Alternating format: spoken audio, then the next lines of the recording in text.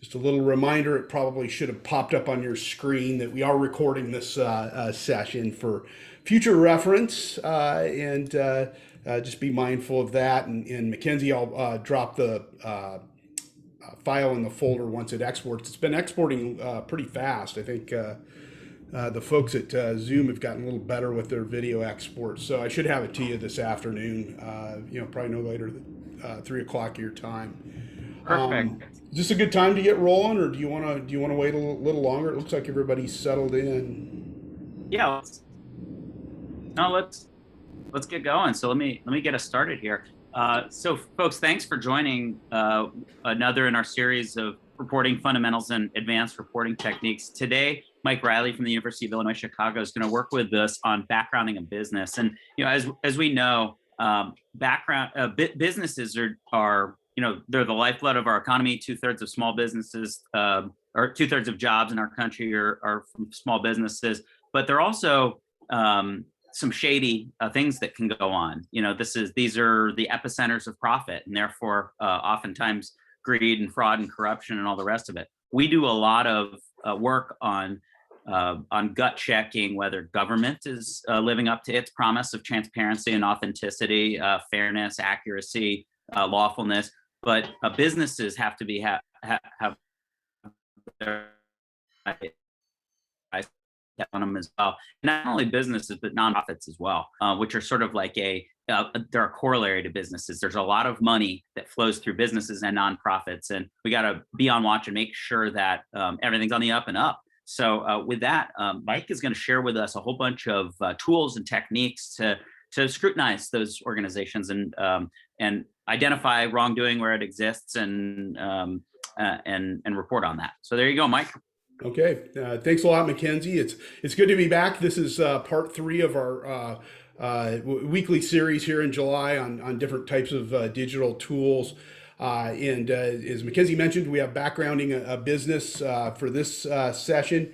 For those of you that just joined us, I'm dropping into your chat window our handout here that's up on the screen. You can also get to it by going to bit.ly/Gannett Tools. This is the same one we've been working with over the last few weeks. I just moved to the top here, the one for this week. And then next week will be security tools, which will be a really interesting one. Signal app and Freedome using virtual private networks, things like that. We probably do a little bit with some data scraping too, with Tabula, which is a really good secure way to scrape data. I'm going to show you 2 ways to scrape, one really secure, one not so secure, where you can be hacked. So we're going to cover that next week, and that'll be our 4th one for the month of July. So just a few housekeeping things, then we'll jump into the tools here because we've got a lot of really cool stuff to work with.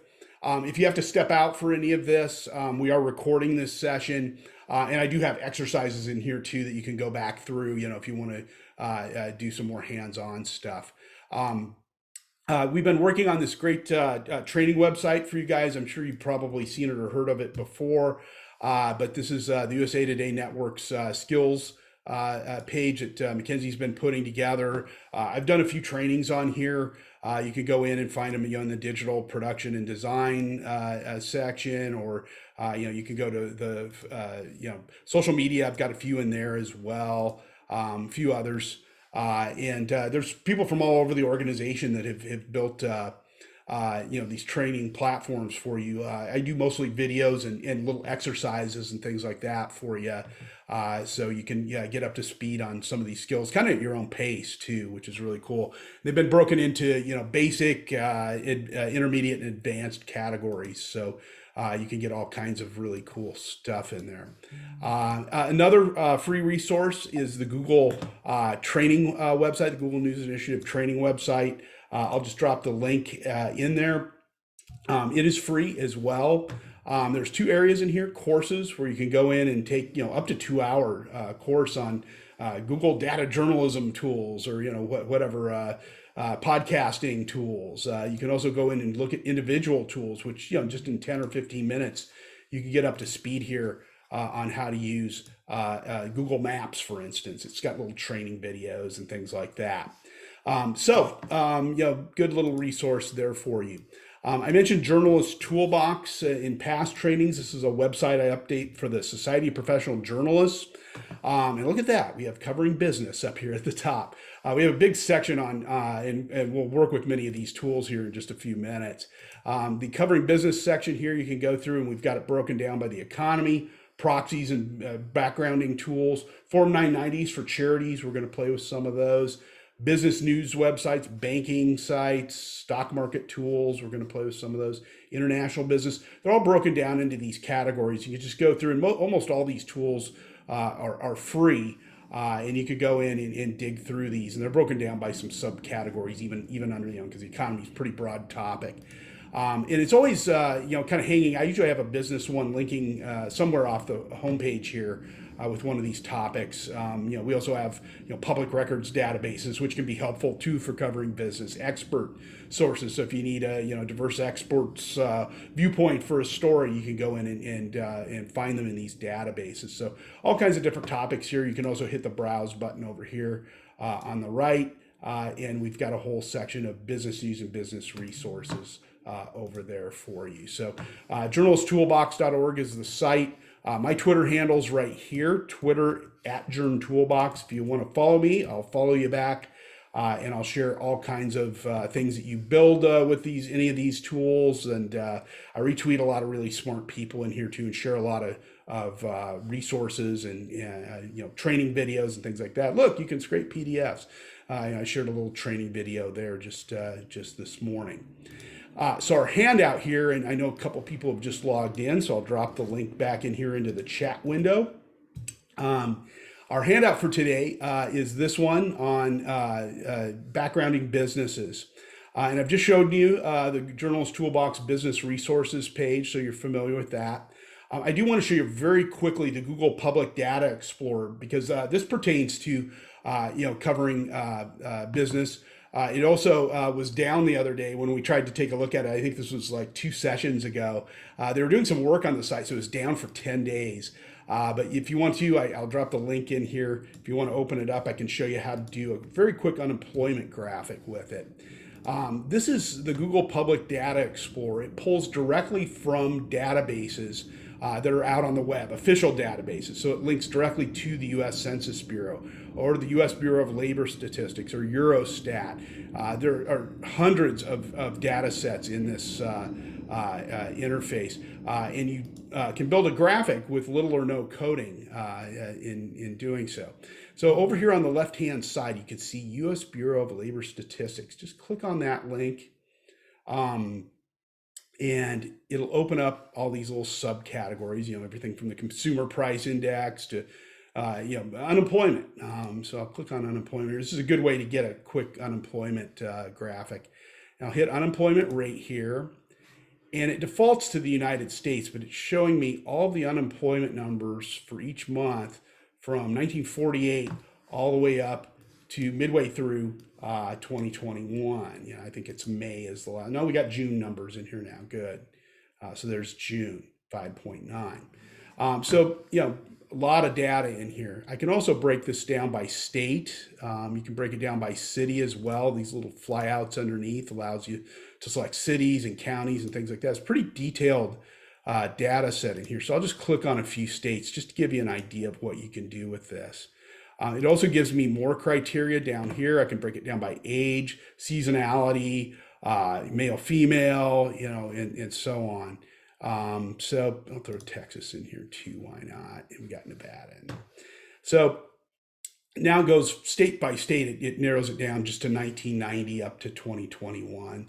I can use this little slider across the bottom. There's a little slider you can grab. And if I only wanted to focus on late 2019 through 2020 into 2021. So you can really see, how flat unemployment was up until the pandemic hit, and here's poor Nevada. I mean, almost 30% unemployment in the month of April. It's been going down pretty steadily. It'd be interesting to see what's going to happen in the next few months. With the Delta variant and everything else. There's talk of a shutdown right now here in Chicago, and we've got Lollapalooza coming to town next week. So it's going to be a very interesting couple of weeks. So we've got a line chart here. You can also look at a scatter plot chart, a map. Click these little tabs up here. Also a bar chart as well. You can do an animated bar chart. It'll play through the months. And to link to the chart or embed it, all you have to do is go click on the link in the upper right-hand corner. It gives you the link in the iframe embed code. So very quick and dirty tool if you need some quick finance numbers or unemployment numbers. And there's all kinds of stuff in here. There's consumer price index, international monetary fund. This is a pretty business friendly tool. And again, you don't need to pull a data set and move it into Google Flourish or Data Wrapper to build the chart. It pulls directly from the official data set. It's not going to Wikipedia or anything. It's pulling directly from the Census Bureau, directly from the U.S. Bureau of Labor Statistics. And when you build the graphic, it says in the lower left-hand corner what data set you're linking off to, who the source is, and then people can click on it and see the actual data set that it's linked to. Okay, so I just wanted to show you guys that one real quick, just because it has some really cool little features in it that I think are pretty business friendly, and also it was down and broken 2 weeks ago when we were supposed to be looking at it, so it's good timing. They've got it back up and running. The tool we're going to play with now is called Google Finance. This is a tool you probably have looked at before, but I want to show you a couple of things you can do with it that you might not have played around with before. Google Finance allows you to take a very quick look at various stock prices. You can organize them into little watch lists, which is nice, not just for your own portfolio, but for businesses that you're tracking that are traded either on the the Dow, the Nasdaq, or the S&P or whatever. And I've got my little watch list out here. Part of my job is watching my nephew's kitty stocks. My nephew's right over my left-hand shoulder here. Anytime our 4 nephews were born, my wife and I started up their portfolios for them. And we bought them, things like McDonald's and Disney and, stuff like that. I always get them a little Google stock. But over the years, they've wanted other things. They wanted Nike as they got older, Tesla as they got older. That's a real popular one for them right now.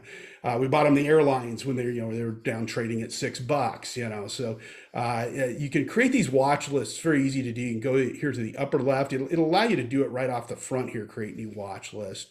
It also lists your watch list, and this is Andrew's kitty stocks that are featured there, as well as some news and some earnings calendars and things that I'll get to in a minute.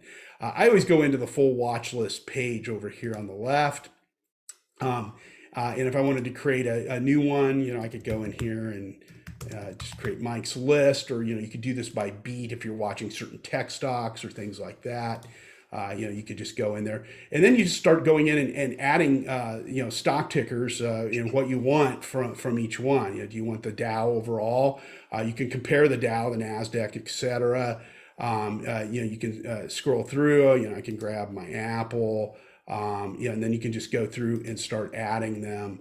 And searching for what you needed. I'll throw in Tesla in there just so you have it. And you can take them out too. You can hover over it. It'll give you the opportunity to remove it. Let's say I dump my Tesla today, and there you go. And if you have a long list, again, you can sort and filter them by name. You can rename your list. You can delete them as you go. I've added and deleted them over the years. Just to give you a quick snapshot of what it can do, it also gives you an earnings calendar if you want to listen in on the earnings calls. It will list them over here, and you can add them right into your Google Calendar, which is quite nice. And again, most of you probably know this is here, but I just always go over it just in case anybody's missing anything. And it gives you a nice little a checklist. I always check this over lunch, kind of see what's going on in the business world. Just a quick little Google News list with some business stories and hits on some trends. So it's cool. I can go in here and search for different, stock prices. I can look for Ford, or I can look for, Verizon. I've got a little Verizon stock, and it's down, of course. Let's see how my Amazon is doing. Bezos is taking care of me here. Good. The Nasdaq, doing well in France too. Just a good, quick snapshot. Very easy to search. You can type in the name of the company. You can also type in, what it's trading at. If you know the stock ticker, like Zoom. This was a good one to buy, about a year and a half ago. You can go in and see how they're how they've been doing. And of course, they've been up quite a while. But you can also scrape data out of here.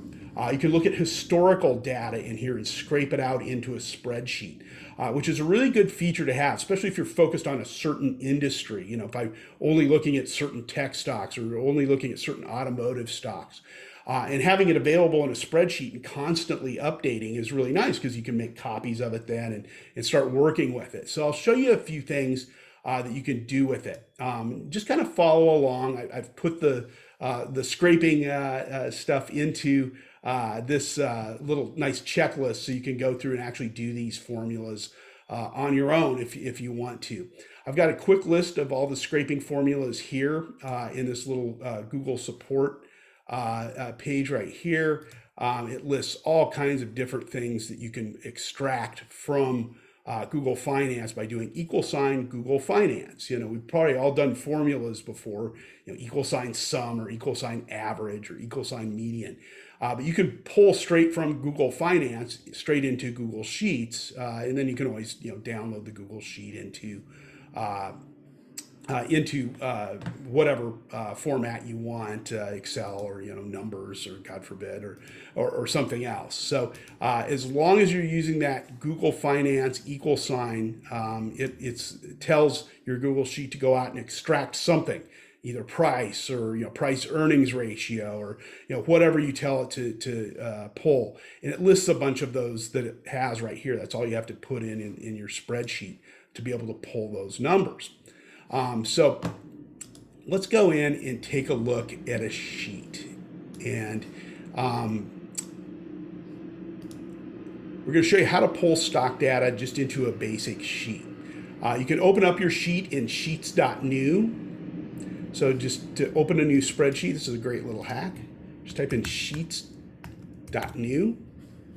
into a spreadsheet. Drop this into your chat window too. It'll also work for Google Docs, docs.new, docs.new. And in row 1, type in symbol price PE and high 52, all one word on high 52, the 52-week high. And then in column A, type in Goog, VZ, Nike, and F for Ford. So go ahead and take a second to do that. You can drop the link in here if you want to make a copy of it too. It might make it a little easier for you. A little typing never hurt anybody. Just start in cell A1 and across the top, symbol price, PE and high 52. And I actually give you the formulas that you can cut and paste in if you want to, but I always like typing them, you know, because I think it helps you kind of learn and think through the process a little better.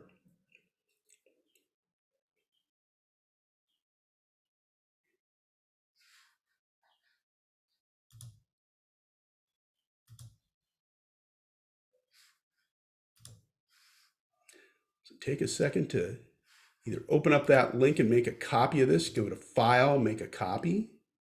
Just make sure you don't type on this copy because I'll be working on this one. Or you can just rekey it because it's a pretty easy one. And I've given you each cell and what to type in there. Or you can just cut and paste it if you just want to do that. So we're going to go to price for Google. Okay, equal sign Google Finance. And it tells you, you know, what it does. I can hit return after that. And as minute I hit return, there's open parentheses. And it gives me some default formulas you can drop in here. We're actually going to do this one in a minute. We're going to pull daily and weekly finance numbers on a stock price. We'll show you how to do that in a minute. But it gives you some of these default formulas so you don't have to type the whole long thing in. Okay. And what I'm going to tell it to do is to pull A2, which is Google. Okay. And then I'm going to tell it to pull from B1, which will name it price. Okay. So B1, close parentheses. hit return, and there's Google's stock price as it is right now. This number will change probably as we're working in this spreadsheet, because it creates a link from this spreadsheet into Google Finance. So it keeps extracting the data as the market changes, which is really nice. This is one of the things that you want. Now we want to pull the price earnings ratio, equal sign, Google Finance. We'll hit return again. We're going to do A2, which is Google, and we're going to go C1. We want to pull that price earnings ratio. There we go. See how conservative or liberal they are with their spending here. That's a good way to look at that. Now we'll do this last one. If I could type today, Google Finance. God, it's not even Friday. Hit return. And now we're going to pull from A2. We're going to go D2, which is the 52-week high. So for the past year.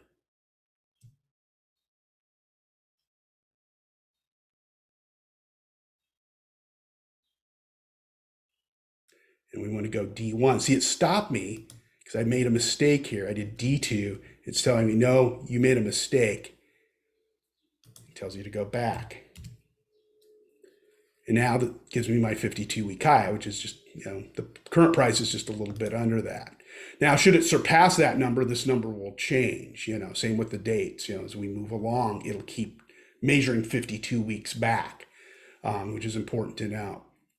Okay, and you could do the same thing here. Verizon, would be equal sign. I won't do all these for you, but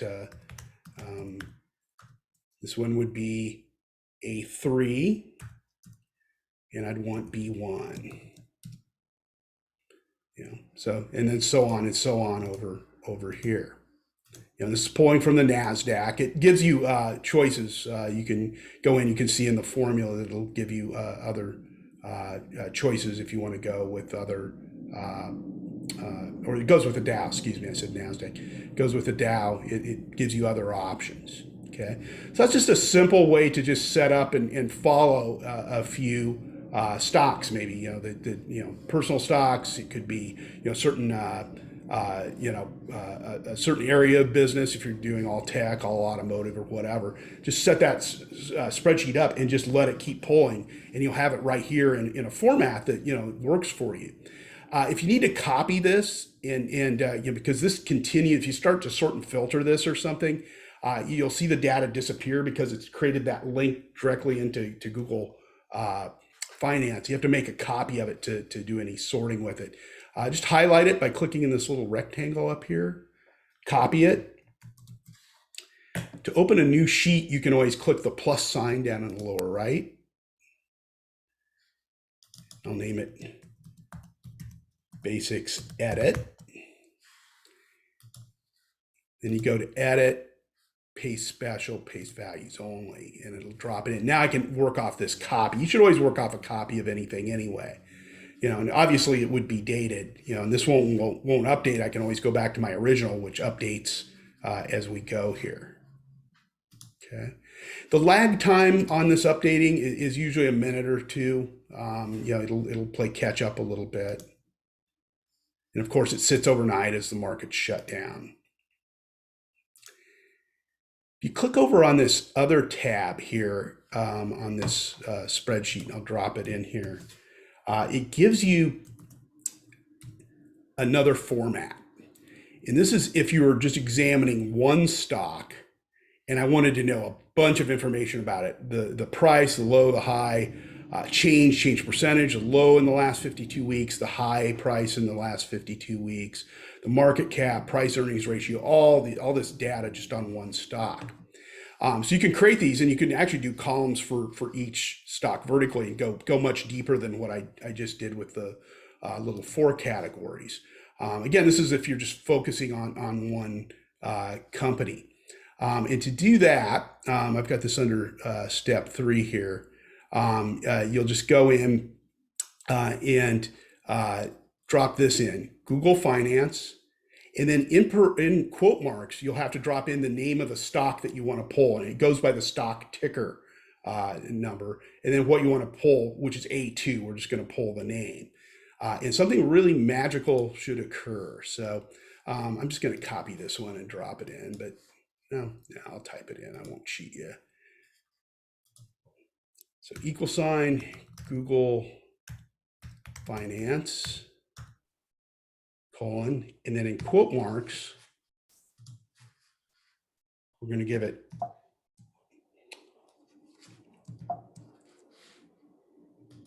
we can do Apple. You can do anything in here.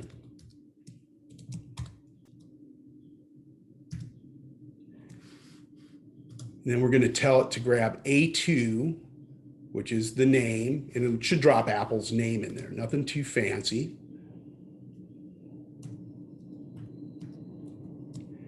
And if you make a mistake, it should point it out, to you. If I'm pulling from, C1 instead of A2, it'll tell me that I'm making a mistake. And it tells me that I'm pulling from Apple Inc.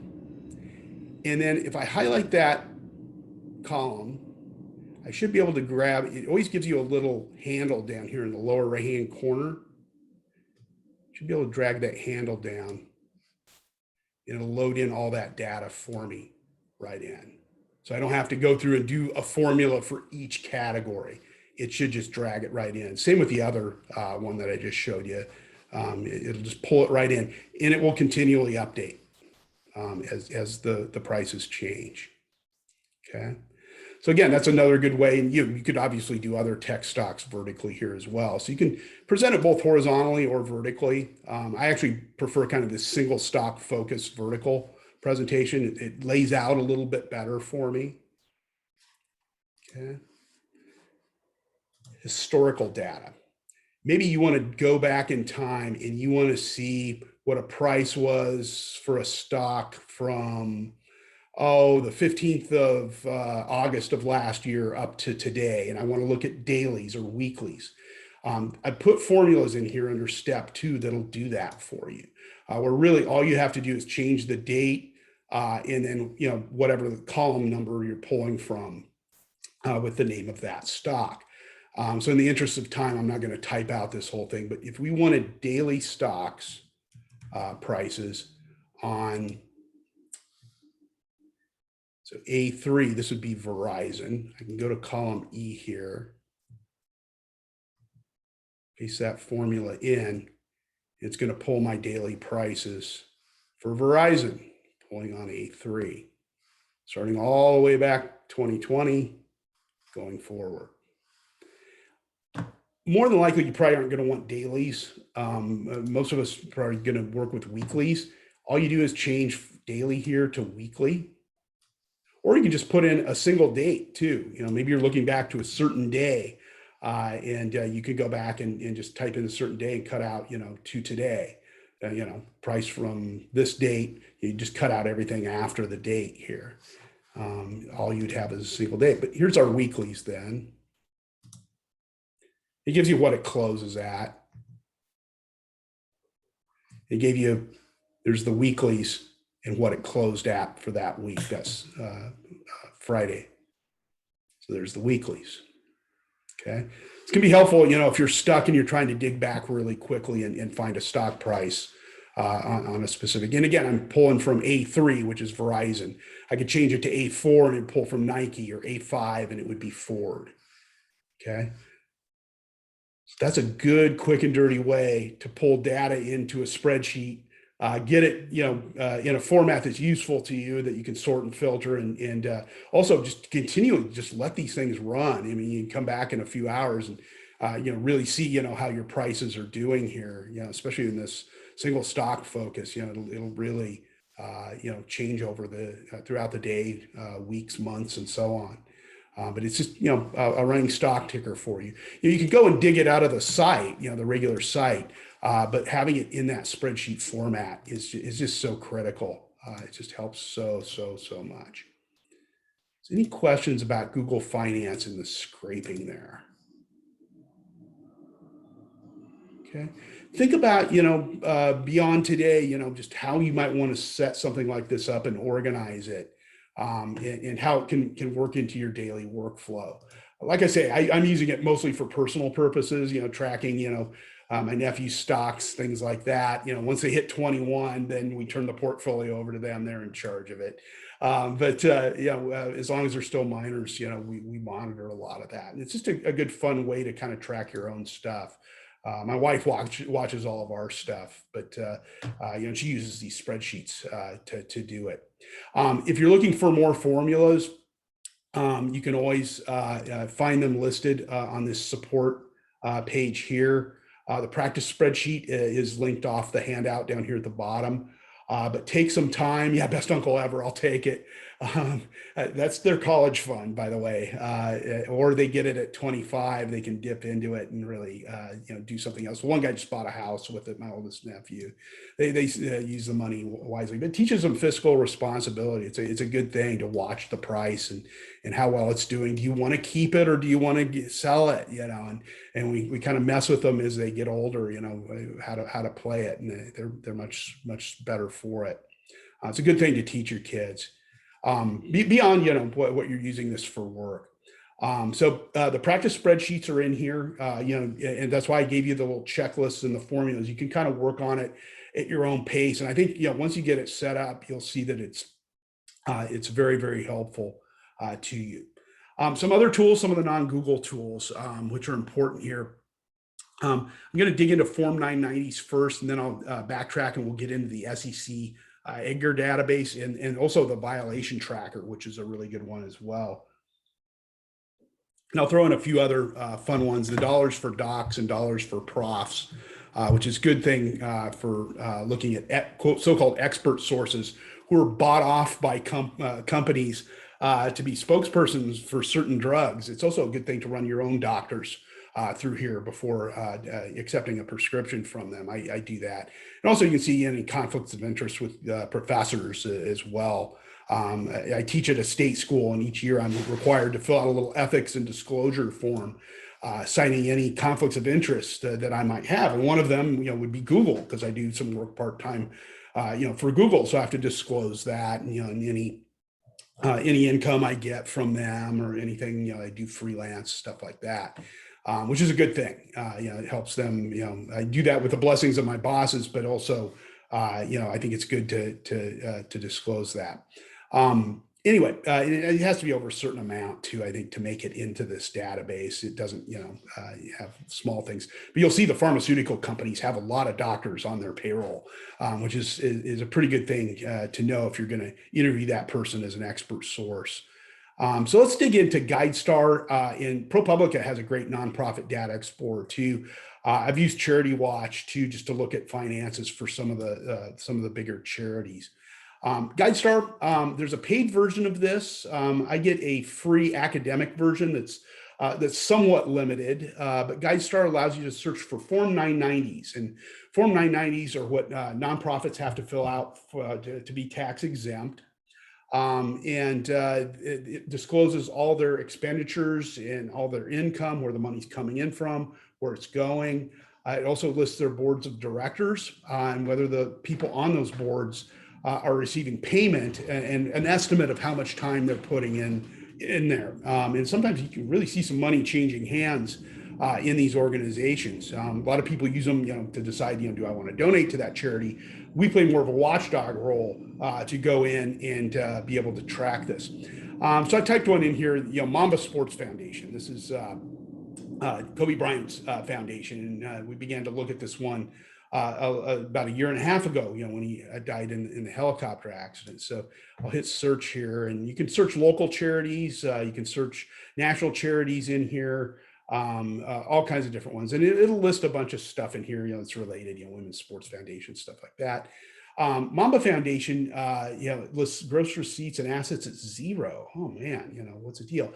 That's because it's under a larger umbrella organization out of Santa Ana, California, which is the Sports Academy Foundation. That's where all the money's going through, and Mamba is kind of a subset of his Sports Academy. That's actually where they were going in the chopper with his daughter. His daughter's basketball team was part of this Sports Academy which is partly funded by this foundation.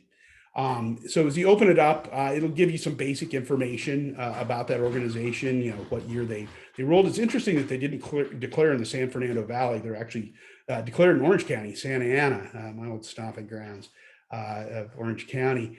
And used to work for the Orange County edition of the LA Times. And it's got their EIN, their identification number, the principal officer. Usually there's some contact information you can find in here as well. And then, of course, this link over here is what we're interested in, the Form 990s, and they do come as PDFs. So the most recent is 2018. It's not all that current.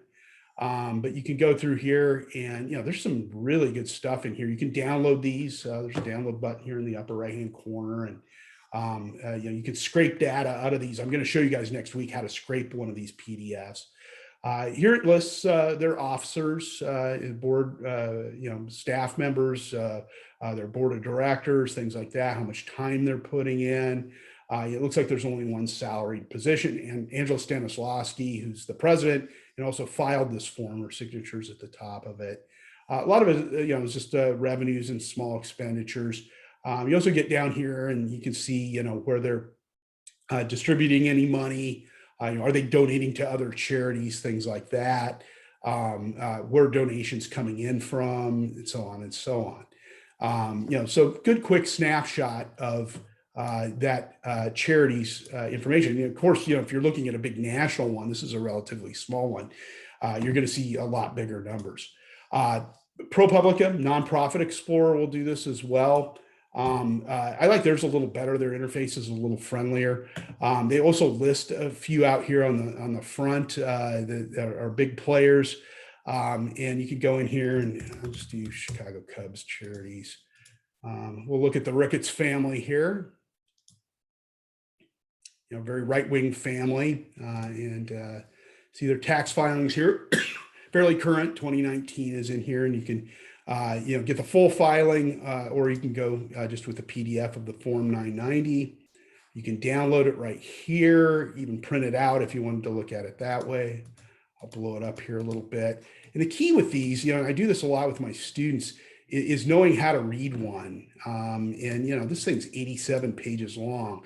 You don't need to read 87 pages, but you can dig down in here and look for some of these larger tables. And let me find a good one here. Their distributions are quite interesting. The Cubs are located in the Lakeview neighborhood. I live about 2 blocks from them. And they border a neighborhood called Boys Town. It's one of the largest gay communities in the city.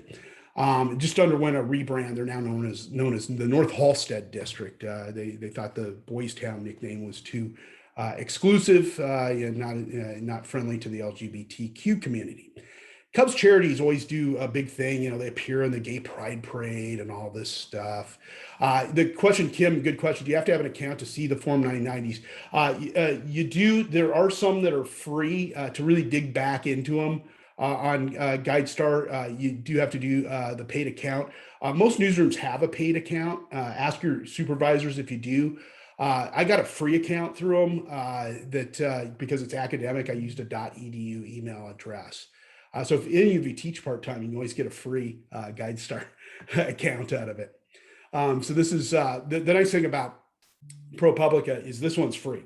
You can just open it up and get the same access that you basically have in GuideStar. That's why I show you both. So here is the distribution of Chicago Cubs charities. It goes through here, American Red Cross, Rizzo Family Foundation's a big cancer charity because Anthony as a cancer survivor. Center on Halsted just showed up in here this past year. The Cubs and the Ricketts family started getting heat because they weren't donating anything to any of the gay charities, even though they were neighbors. It's a small donation. 25,000 was all that the Center on Halsted got. And that's a community center located in Boys Town, just a few blocks east of Wrigley Field. But most of their charities went to, various sports ones, diabetes, it's kind of the usual suspects. But that was one thing we noticed because I had my students study these over a period of years. And they started to notice all of a sudden that the Cubs were starting to donate to a couple of gay charities. Senator Halstead's in here. There's another one in here as well. But they didn't for years. Even though Laura Ricketts, who's openly gay, is one of their board members. But they show up at the Pride Parade. They always do the rainbow colors on their jersey and stuff. But were they putting their money where their mouth was? No, they weren't. They also list, all their officers. It's all volunteer. Mostly it's just the Ricketts family that's listed in here. But there's some key areas here that you need to go and look at anytime you're doing a quick snapshot on one of these charities. I always look at their main numbers up on the first page, their total contributions, their disbursements. I also look at it over time. You go back to 2012, 2013, Cubs charities weren't having a lot of donations, but when teams started winning in 2015, 2016, the money just poured into this organization.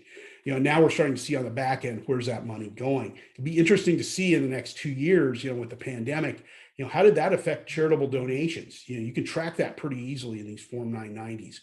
Years ago, I had a group of students pull Chicago charities, and they started looking at them. And we pulled the Michael Jordan Foundation.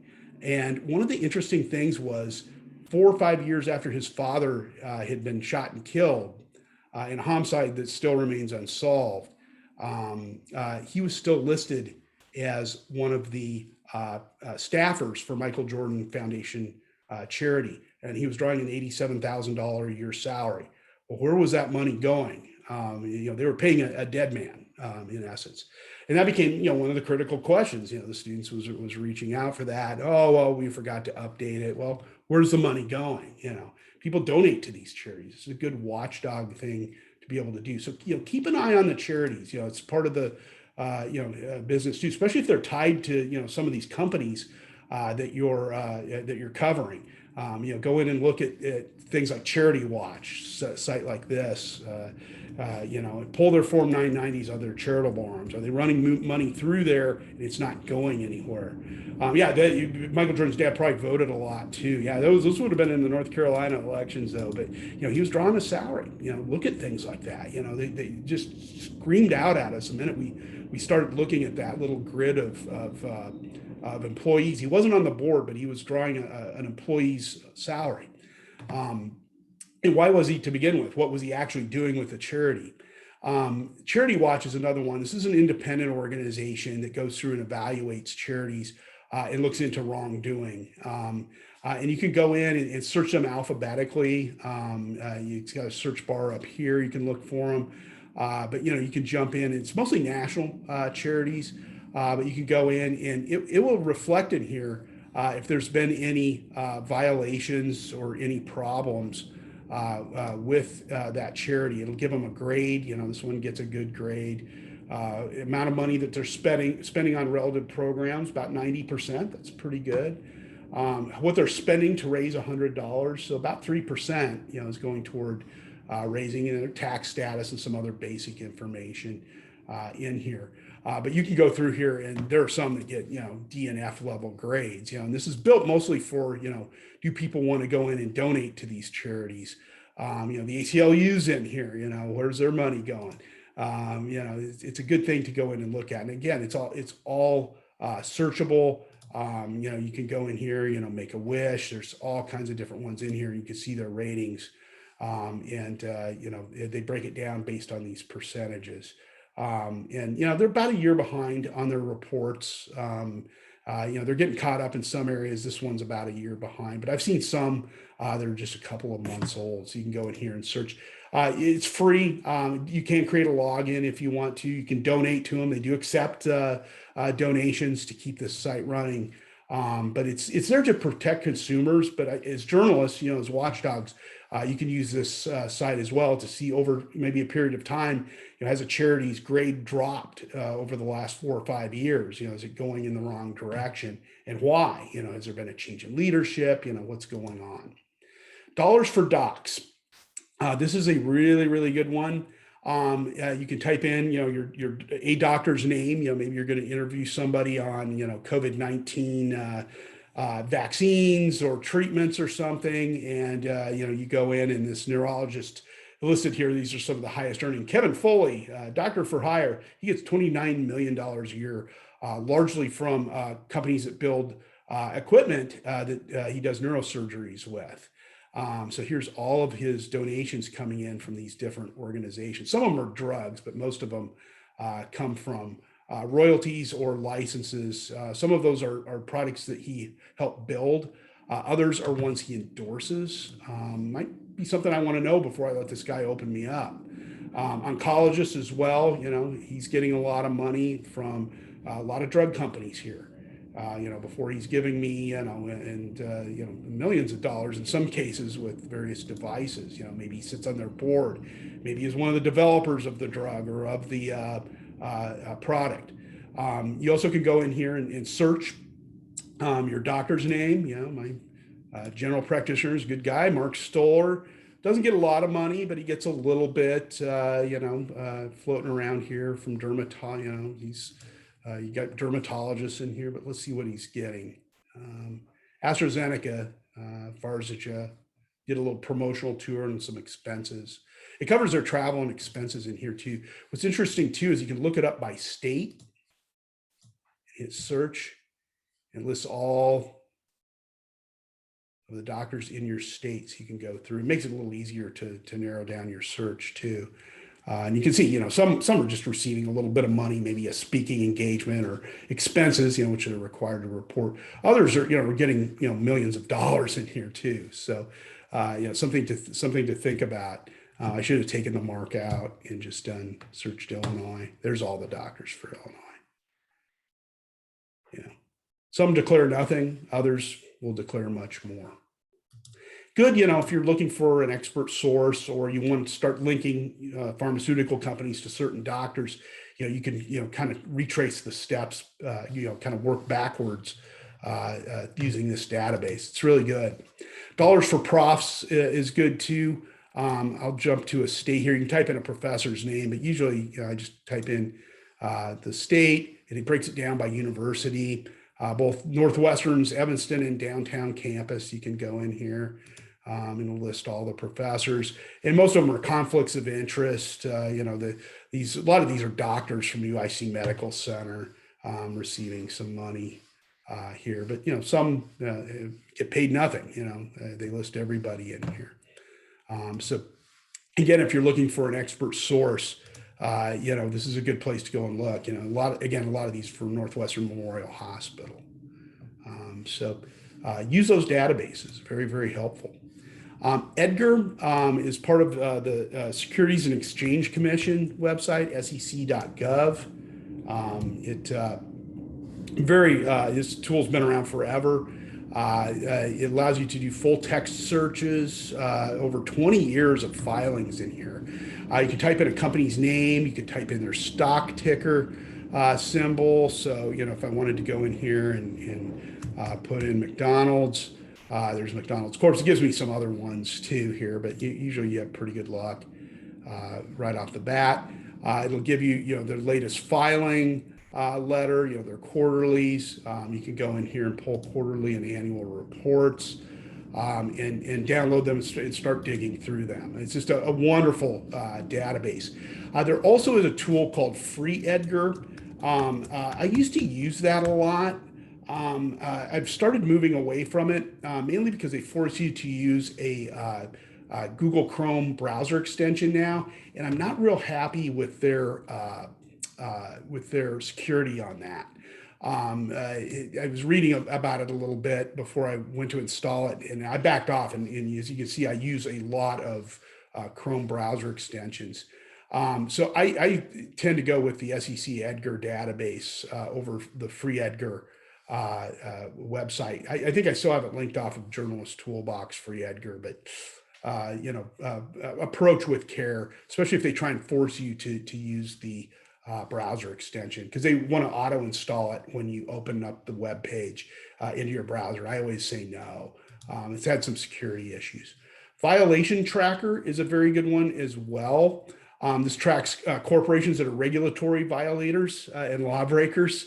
It can be anything from financial fraud to ecocide that they're committing, and you can just hit here and you can go in, and it's in alphabetical order. It's also searchable. You can break it down by industries. types of offenses, is it consumer protection, financial offenses, things like that.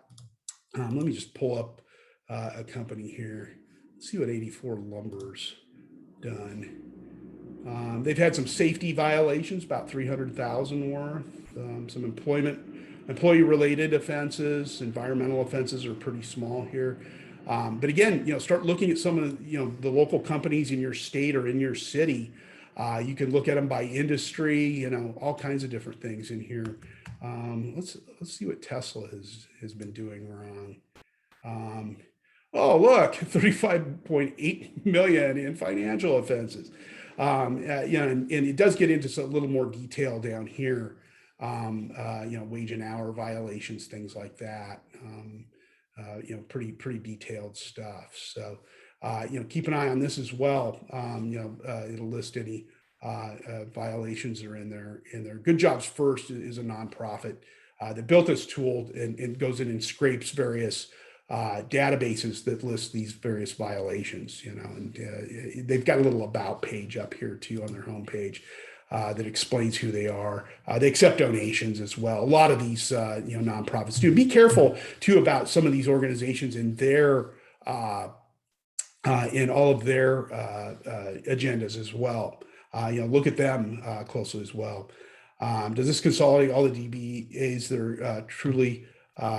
are truly a single business? I believe it does. Like with Tesla, you saw it had all those subcategories, and it pulls them all under that big umbrella. Because the Tesla example we just looked at had a lot of their subsidiaries as it broken down and listed it underneath. They actually have a little blog post here about it too. Subsidiary transparency. I noticed this just the other day.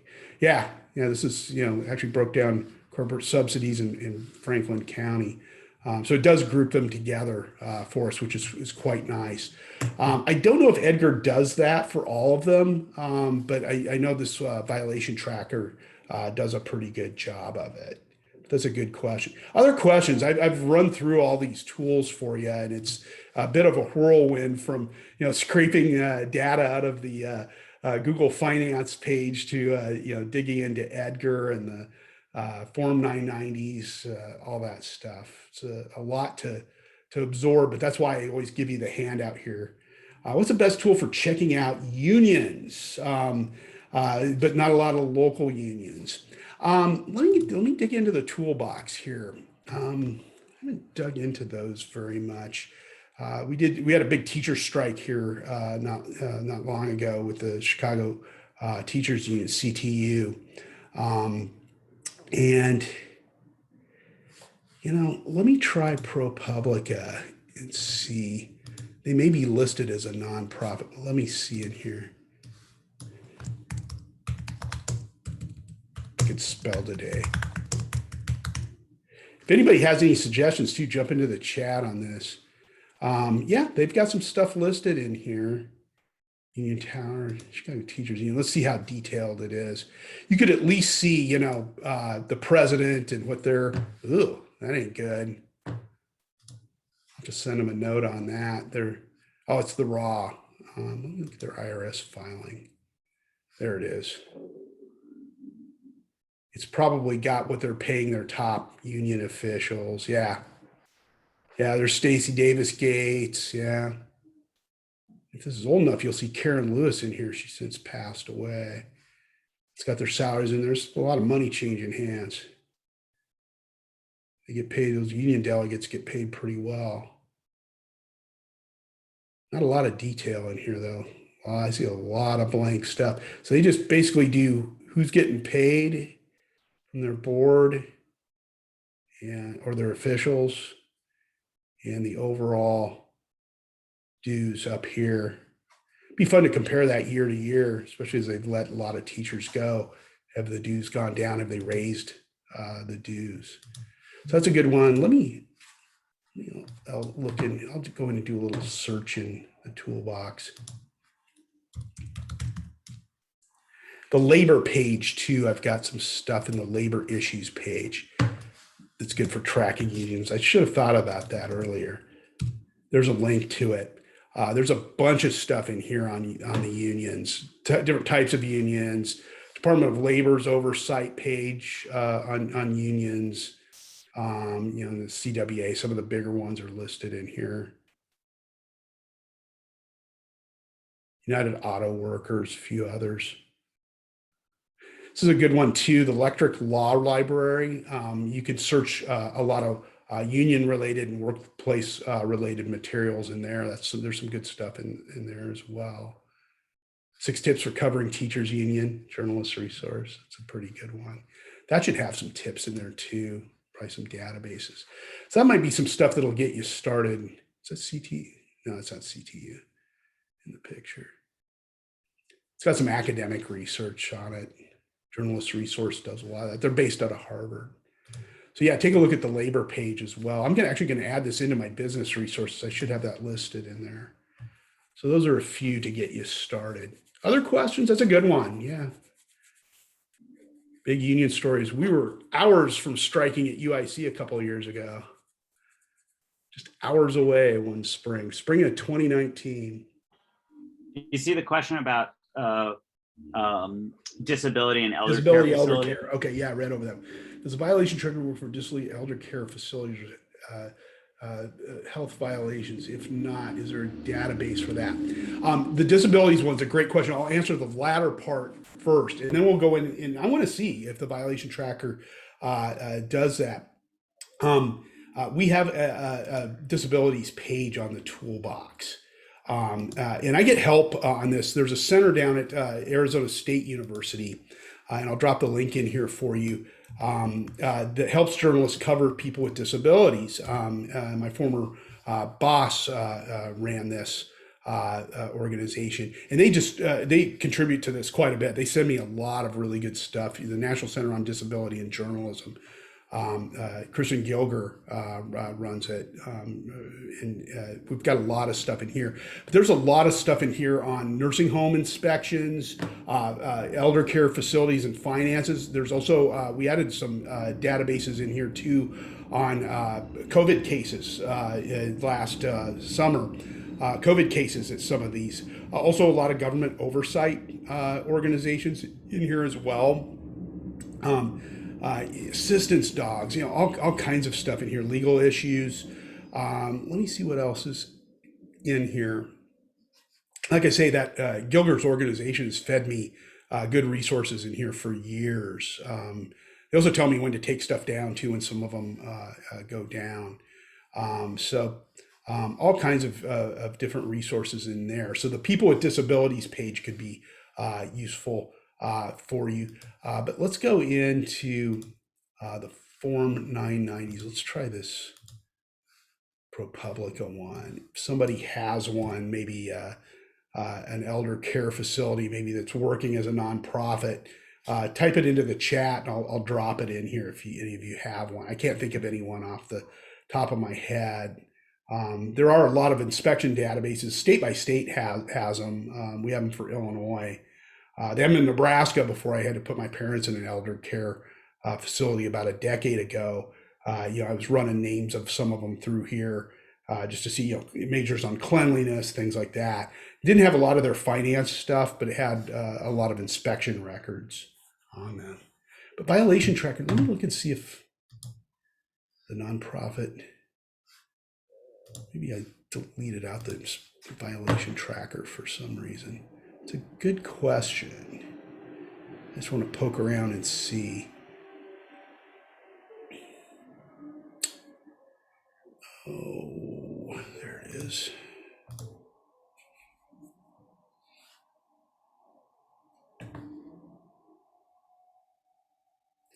Let's see, parent industry. There's nothing under elderly care. Look under nursing.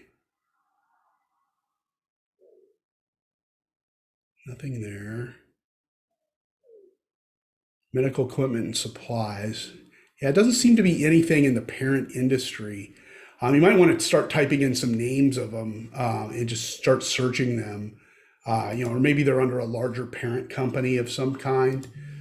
Sometimes they'll fall under a larger umbrella, and they're subsidiary. They're a subsidiary of the larger company or the larger organization, and they may pop up in there. Let me see if there's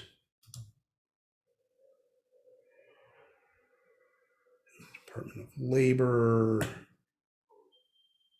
Yeah, there's nothing I see in under Illinois or any of these other states. That's a lot of them are environmental.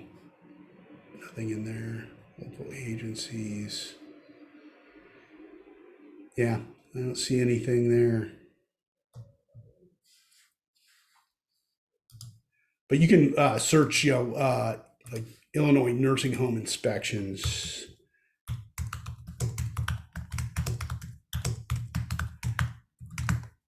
I know the Tribune did a database within the Department of Public Health. It has one as well. It gets into regulations and penalties, and it's got a database. You can search it. I just got to find it in here. But most states have these. Like I say, the Tribune turned it into a really detailed one where you could really search it on a number of different levels. So if you're looking for, just inspection records, you can do that. Assisted living inspection records, just search it by your state, city, or county, and you should be able to find something. Other questions, thoughts? All right, well, save this handout because we got a lot of good stuff in here. Just go to File. You can download it as a Word doc or just make a copy of it and save it. Just in your own time, start playing around with these stock ticker scrapes. They can be really helpful to you guys.